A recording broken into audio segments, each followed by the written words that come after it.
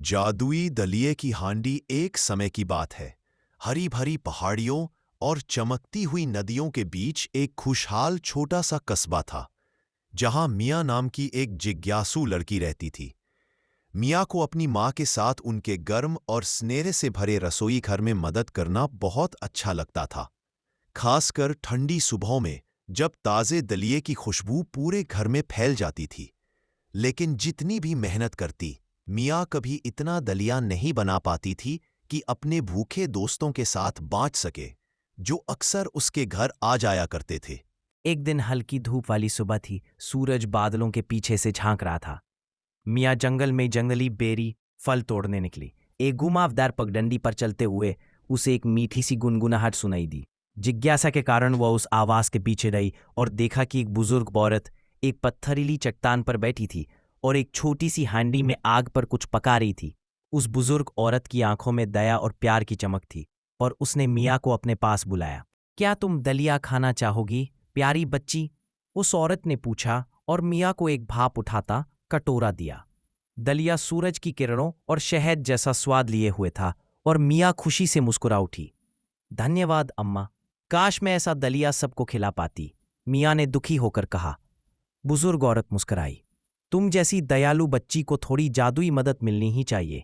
ये हांडी मैं तुम्हें देती हूं, लेकिन ध्यान रखना, जब दलिया बनाना हो तो कहना पक छोटी हांडी पक, और जब बस हो जाए तो कहना बस छोटी हांडी बस। समझदारी से काम लेना और अपने शब्द कभी मत भूलना। मियाँ ने हांडी को धन्यवाद के साथ लिया और खुशी खुशी घर की ओर लौट गई। उस शाम उसने हांडी को मेज पर रखा और धीरे से बोली, पक छोटी हांडी पक। हैरानी की बात, हांडी से भाप उठने लगी और वह स्वादिष्ट गाढ़ा दलिया बनाने लगी। मियाँ और उसकी माँ ने पेट भरकर खाया और फिर भी दलिया बच गया।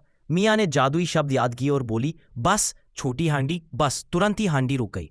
अगले दिन मियाँ ने अपने दोस्तों को नाश्ते पर बुलाया।